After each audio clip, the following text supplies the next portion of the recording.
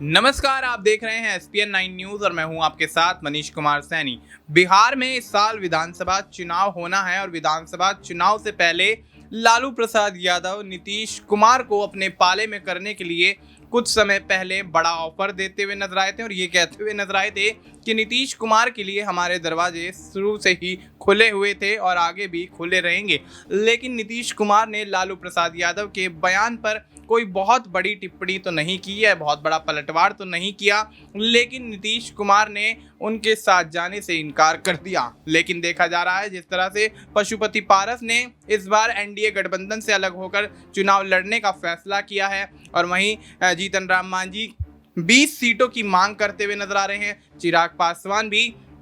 यहाँ पर लगभग 50 सीटों की मांग पर अड़े हुए हैं और वहीं देखा जा रहा है एनडीए के अंदर बिहार में बड़ी फूट पड़ती हुई दिखाई दे रही है। लेकिन हाल ही में जेडीयू नेता मंगनी लाल मंडल ने जेडीयू का दामन छोड़कर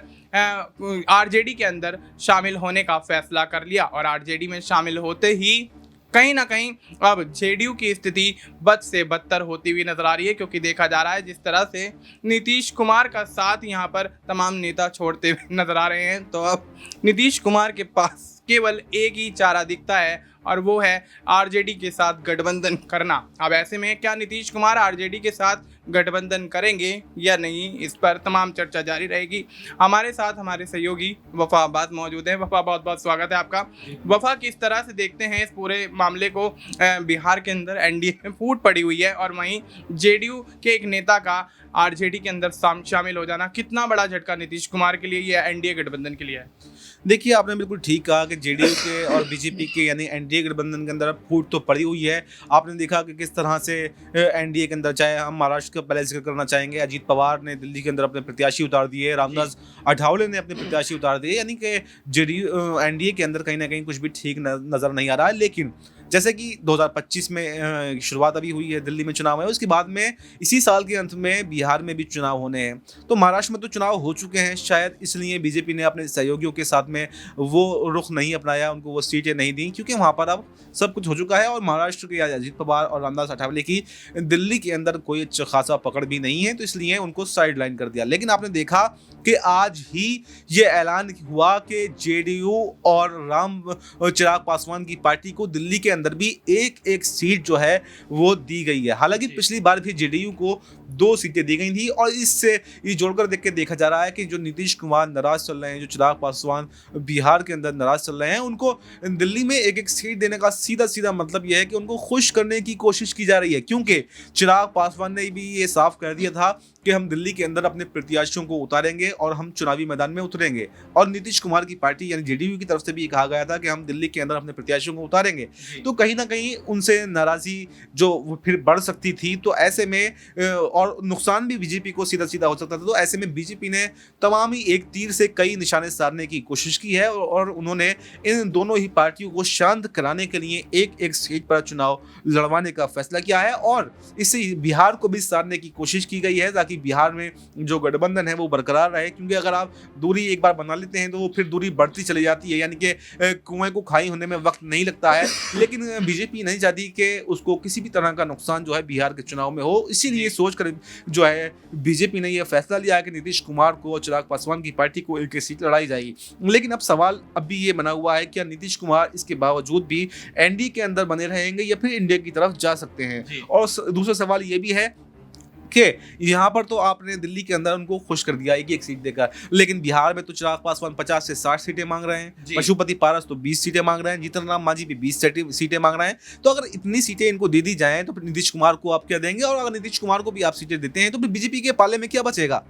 और अगर आप सीटें नहीं देते हैं तो फिर वहां पर गठबंधन टूटने की संभावनाएं बढ़ सकती हैं। लेकिन अगर अभी की बात करें तो नीतीश कुमार, जैसे कि आपने बताया कि लालू यादव के ऑफर को उन्होंने फिलहाल ठुकरा दिया है और कहा है कि हमने 2 बार इधर से उधर चले गए थे, लेकिन अभी फिलहाल हमारा कहीं भी जाने का ख्याल नहीं है, मूड नहीं है। लेकिन ये कब तक के लिए है इसके बारे में अभी कुछ भी कहना मुश्किल है, क्योंकि नीतीश कुमार कब क्या कर रहे हैं ये उनको भी शायद खुद को नहीं पता होती है। तो ऐसे में आने वाले समय में क्या होने वाला है, क्या नीतीश कुमार बगावत करने वाले हैं, क्या चिराग पासवान भी एनडीए का साथ छोड़ देंगे, क्या जीतन राम मांझी हैं या पशुपति पारस हैं तो वो एनडीए का साथ छोड़ेंगे, ये तो देखना काफी दिलचस्प होगा, क्योंकि जैसे जैसे बिहार के चुनाव नजदीक आ रहे हैं तो बिहार में भी अब हलचल बढ़ती जा रही है। जी बिल्कुल, तो ऐसे में नीतीश कुमार और चिराग पासवान को खुश करने के लिए जिस तरह से दिल्ली के अंदर एक एक सीट दोनों ही पार्टियों को यहाँ दी गई है, तो उससे क्या बिहार के समीकरणों को भारतीय जनता पार्टी साध पाएगी? क्या चिराग पासवान जिस तरह से 50 सीटें, जीतन राम मांझी 20 सीटें, और यहाँ पर जिस तरह से तमाम जो एनडीए के सहयोगी दल हैं वो सीटों की मांग करते हुए नजर आ रहे हैं और ज़्यादा से ज़्यादा सीटों की मांग कर रहे हैं,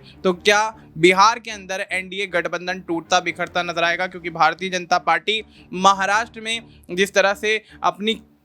ज़्यादा सीटों का ऐलान करने के बाद तमाम सहयोगी दलों को, या यूं कहें कि शिवसेना और शरद पवार के भतीजे अजीत पवार की एनसीपी को यहाँ पर अपने मुकाबले कम सीटें देती हुई नजर आई, तो क्या वही खेल यहाँ पर भारतीय जनता पार्टी दोहराएगी और क्या एनडीए के तमाम सहयोगी दल यहाँ उनको ये चीज़ दोहराने में यहाँ पर कहीं ना कहीं आगे बढ़ते हुए नजर आएंगे? क्योंकि जिस तरह की स्थिति बिहार के अंदर देखी जा रही है उससे यही अंदाज़ा लगाया जा सकता है कि आगामी विधानसभा चुनाव में बिहार के अंदर एनडीए में फूट पड़ने का फायदा कहीं ना कहीं इंडिया गठबंधन को होता हुआ नजर आएगा। अगला सवाल लेंगे वफा से। वफा, क्या लगता है, क्या वाकई इंडिया गठबंधन अगर यहाँ पर मजबूत होता हुआ नजर आया और नीतीश कुमार को अपने पाले में कर लिया, तो क्या लगता है कि वाकई अन्य दल जो एनडीए के सहयोगी हैं वो भी अपनी मांगों को पूरा ना होने के चलते इंडिया का रुख करते हुए नजर आएंगे? देखिए, पहले तो सबसे बड़ी जो एनडीए में अगर बिहार के अंदर बात करें हम, तो बिहार में एनडीए के सबसे प्रमुख दल बीजेपी और जेडीयू ही हैं। यानी चिराग पासवान या जीतन राम मांझी या पशुपति पारस का उनका इतना जनाधार नहीं है, वो छोटे दलों में बिहार के अंदर गिने जाते हैं। सबसे बड़े दल बीजेपी और जेडीयू हैं। और जैसे आपने बताया कि अगर जेडीयू यानी कि नीतीश कुमार इंडिया गठबंधन की तरफ जाते हैं तो मेरा मतलब यह है कि फिर तो स्पेस थोड़ा बढ़ जाएगा। फिर जो वो 20 सीटें मांग रहे हैं तो हो सकता है बीजेपी चिराग पासवान को 20 सीटों पर चुनाव लड़वा दे, क्योंकि उनके पास वो गैप बढ़ जाएगा। जो नीतीश कुमार की सीटें खाली होंगी तो इनके जरिए से फिर जब नीतीश कुमार अगर छोड़ करके चले जाएंगे एनडीए को, फिर तो बीजेपी की मुश्किलें वहां पर बढ़ सकती हैं। लेकिन वफा, मैं यहाँ पर रोकना चाहूंगा। मैं आपसे ये कहना चाहता हूँ कि भारतीय जनता पार्टी अगर किसी भी राज्य में किसी भी पार्टी के साथ गठबंधन में चुनाव लड़ती है तो उनको ज्यादा सीटें ना देकर अपने पास ज्यादा सीटें रखती है, ताकि आने वाले समय में अगर सरकार बनाने में कोई मुश्किल होए तो वो दूसरे किसी दल का यहाँ पर सहयोग ले सकें, साथ ले सकें। तो क्या वाकई यहाँ पर लगता है कि नीतीश कुमार के एनडीए छोड़ने के बाद, इंडिया गठबंधन की तरफ जाने के बाद चिराग पासवान को 20 सीटें या उससे ज़्यादा सीटें यहाँ पर दी जाएंगी? देखिए, बिल्कुल मैं वही बताने की कोशिश कर रहा था कि मैं ये कह रहा था कि स्पेस नीतीश कुमार के जाने के बाद में बढ़ जाएगा, क्योंकि वो छोटे दल हैं और छोटे दलों को जिसकी वैल्यू मान लीजिए जो मांगी 20 की कर रहा है, तो 20 सीटें कोई ज़्यादा नहीं है। बिहार में 243 सीटें हैं। अगर नीतीश को बीजेपी जो है चिराग पासवान को 20 से 30 सीटें दे देती है, 20 सीटें जीतन राम मांझी को दे देती है, 10 सीटें पशुपति पारस को दे देती है, तो कुल मिलाकर भी 50-60 सीटों पर लगभग सब सिमट जाएंगे। तो मैक्सिमम बड़ी सीटें, ज़्यादा सीटें तो बीजेपी के पास में ही हैं। तो ऐसे में जैसे आपने क्वेश्चन किया कि बीजेपी अपने पास ज़्यादा सीटें रखती है, ये बात बिल्कुल ठीक है, मैं इससे इत्तेफाक रखता हूं कि हाँ, बीजेपी अपने पास सीटें रखती है। तो यही तो बात है, नीतीश कुमार के जाने के बाद में उसके पास गुंजाइश बढ़ जाएगी, लेकिन संभावनाएं कम हो जाएंगी। क्योंकि संभावनाएं क्या है, नीतीश कुमार की भी एक अपनी पकड़ है और उसके बाद में अगर नीतीश कुमार इंडिया की तरफ चले जाते हैं तो जो बीजेपी की पकड़ है बिहार के अंदर वो कहीं ना कहीं कम होती हुई नजर आएगी। तो इसलिए बीजेपी काफी मुश्किलें जो है